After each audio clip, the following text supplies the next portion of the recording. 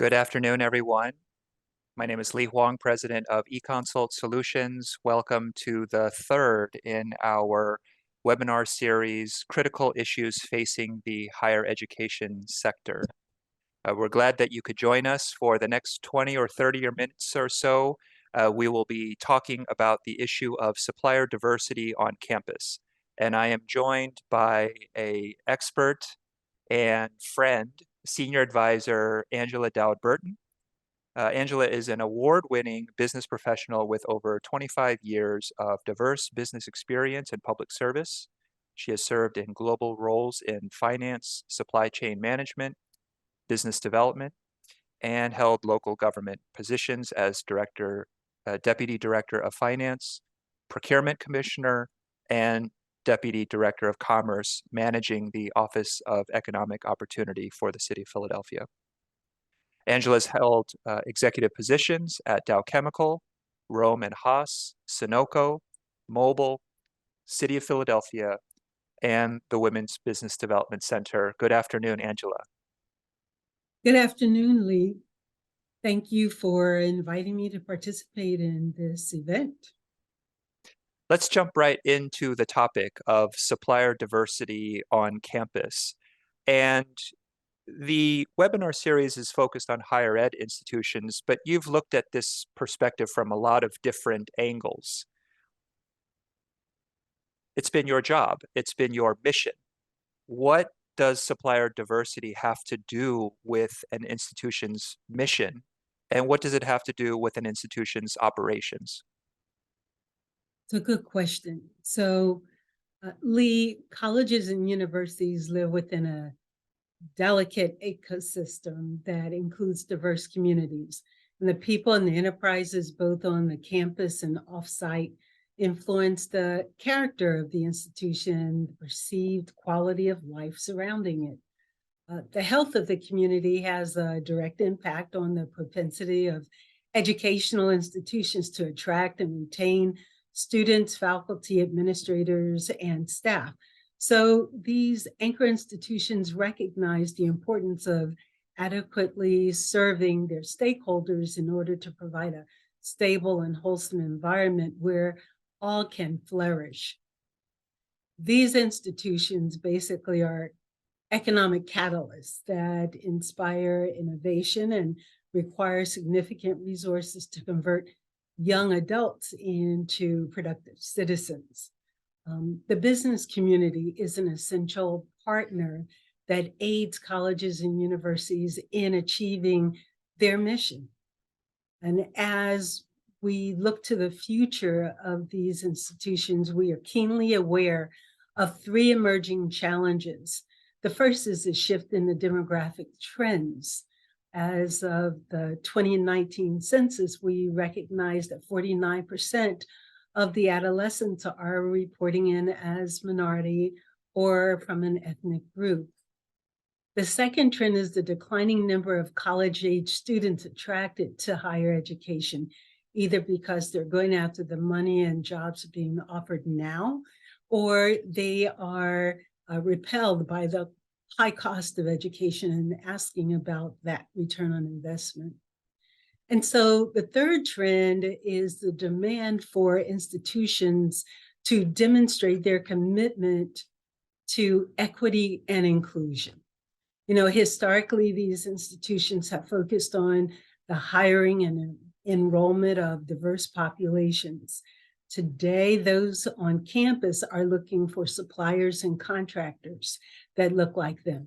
So here's where I see the dedicated procurement and supplier diversity teams can provide the greatest value to their organization. They can connect the demands of the institution with the diverse business owners who are ready, willing, and able to meet their needs. You know, in April of 2022, the Office of Small Business Advocacy reported large businesses generated 6.7 million net new jobs over the past 25 years. During that same time, small businesses generated 12.9 million net new jobs. So it's small businesses have accounted for 66% of employment during that time frame. And in November of last year, 2022, the US Census Bureau released an estimate on the characteristics of employer businesses. And they indicated 20% of those businesses were minority owned and 21% were owned by women. So minority and women-owned businesses are going to be critical to the pursuit of excellence on campus today. I really appreciated the answer tying both to the mission of the institution being connected to the community and also the practical, tactical aspect of the procurement function, which is altitudes that you've had to operate at in different parts of your career. And so just picking up on that, how do you institutionalize this equitable approach to procurement policy within such large institutions? You've had to work for City of Philadelphia, for Rome and Haas, and these are many of the universities on this call, and many of the universities that are served by people on this call are very complicated institutions, even the smaller ones, very complex bureaucracies. How do you institutionalize this equitable approach, this commitment to supplier diversity? Well, I see there being three major components required to institutionalizing the equitable approach to procurement. The first is a compelling message that clarifies how supplier diversity contributes to achieving the mission of the organization.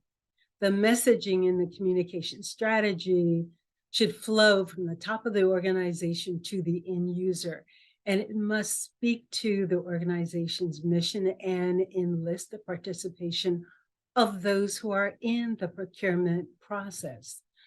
The goal is to educate internal stakeholders on how to identify and develop productive working relationships with these diverse businesses. For example, the institution should broadcast to diverse communities where outreach meetings are held. What are supplier eligibility requirements? When should businesses anticipate contracting opportunities? Who are the key contacts and decision makers? And the procurement, diversity professionals, legacy business partners, and end users should participate in these events to discuss specifically how diverse businesses can get engaged.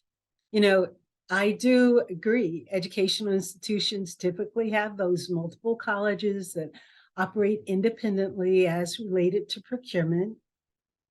But whether the procurement is centralized or decentralized, it's essential that each facility have a common priority, policy, and procedures.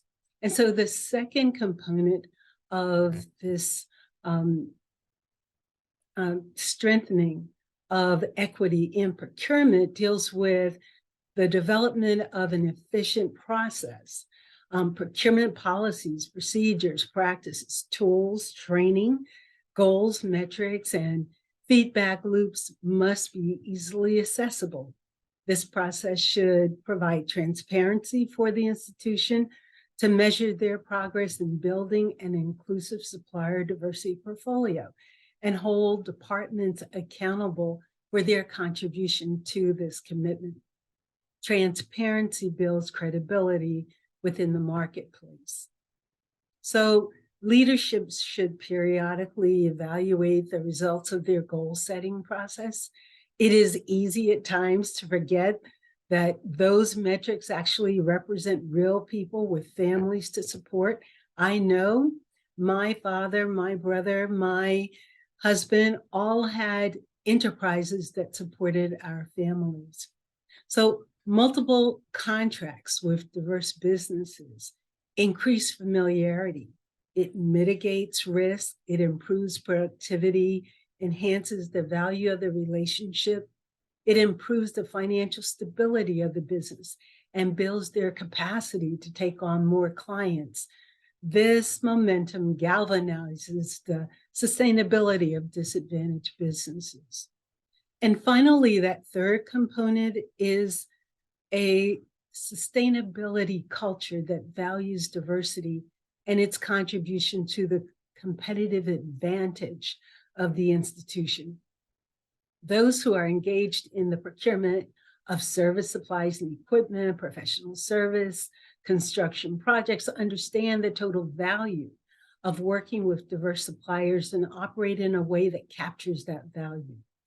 We recognize that growing viable businesses increase employment, it contributes to a stronger tax base and improves communities. And we also know that competition makes good things better. Competition increases the quality of products and services. It introduces innovative solutions, reduces cost, and enhances the ability of the supply chain. I'm glad we're recording this because you laid out just such a rich blueprint for universities and for those of us who support universities to emulate. For those who are just joining, we're hearing from Angela Dowd-Burton, Senior Advisor of Econsult Solutions. This webinar topic is supplier diversity on campus, part of our critical issues facing the higher education sector series. Glad that you all could join, and I believe that we have activated the chat function. If anyone in the audience has any questions, it will be my job as moderator to keep tabs on that and lob them Angela's way. Angela, I have an additional question while we're waiting for audience members to weigh in.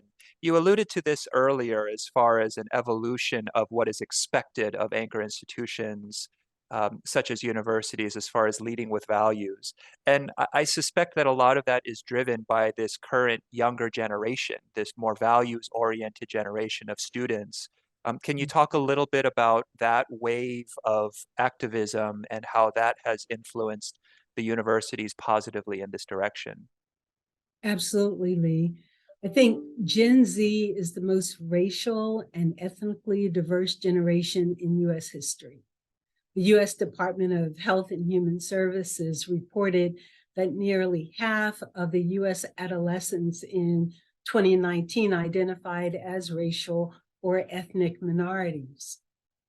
In recent years, the impact of the global pandemic, the economic uncertainty, and social unrest, in addition to the environmental challenges, has increased the curiosity and concern of young people seeking to understand how the world works for them.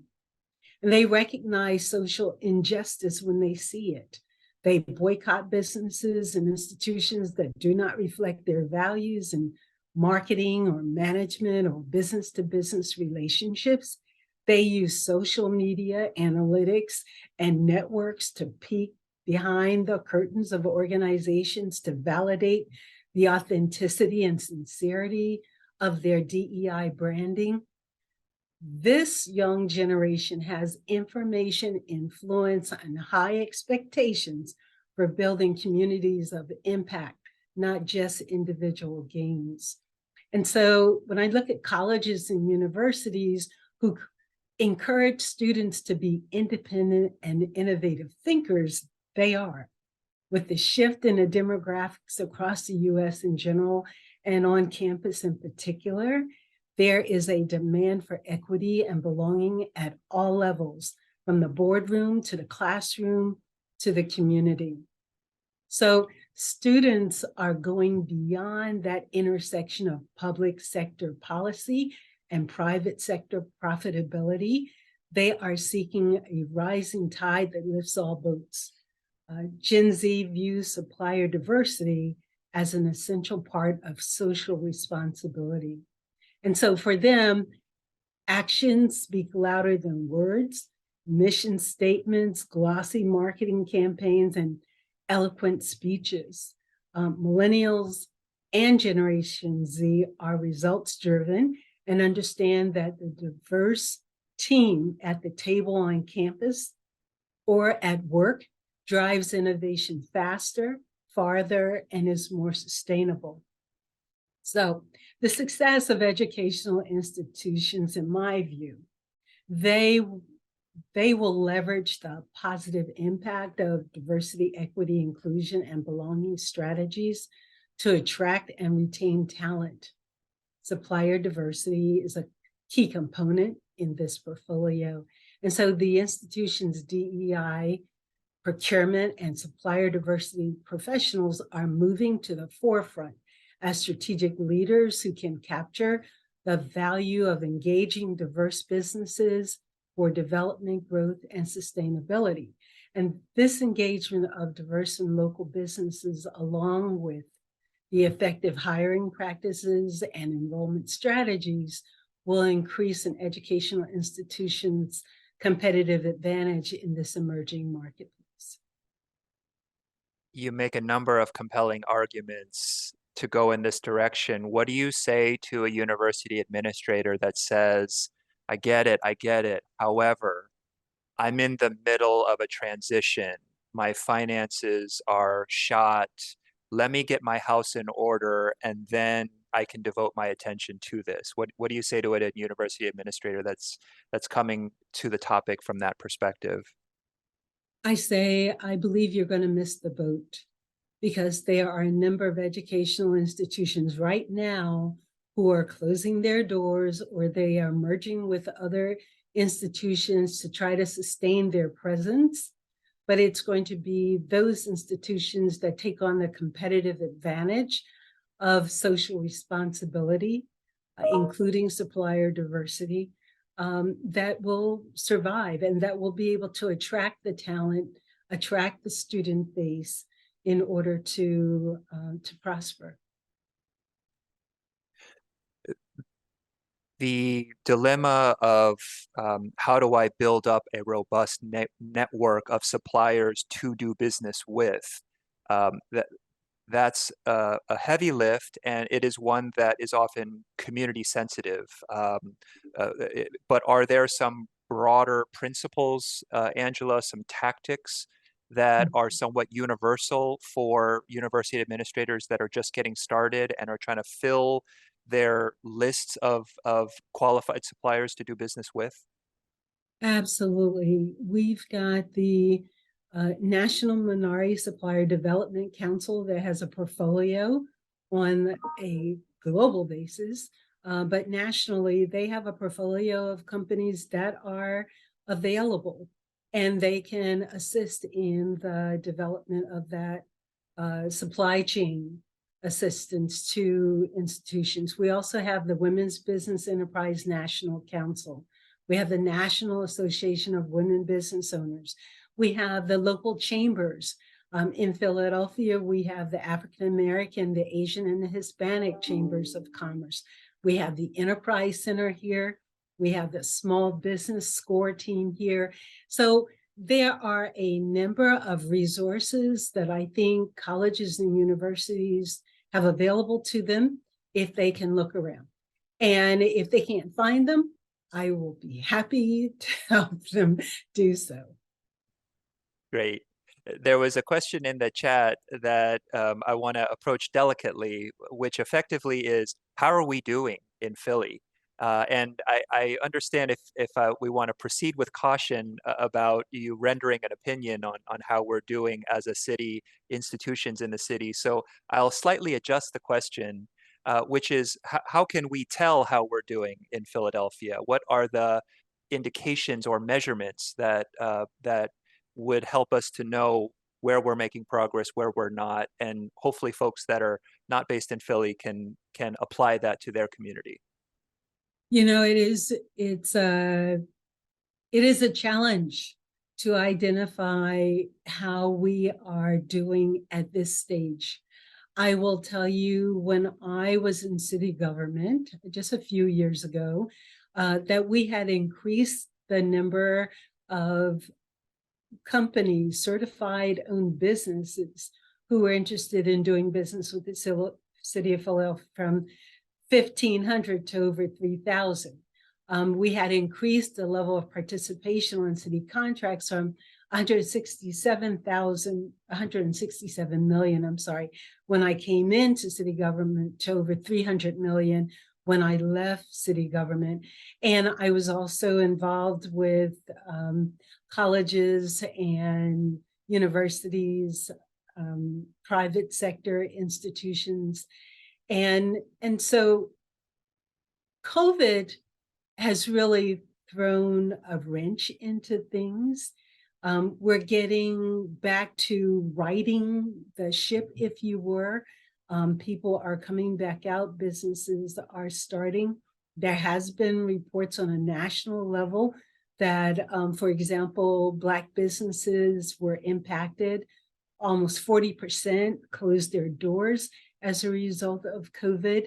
And so it is looking at those businesses that are still here and finding ways to support them in helping them to expand and develop, that we're really focused on right now. I know that Drexel University is an example, won the Jesse L. Moore Supplier Diversity Award. He was the first gentleman who focused on supplier diversity at the college level at Purdue. Drexel won in 2021. The University of Penn won in 2022. So you've got that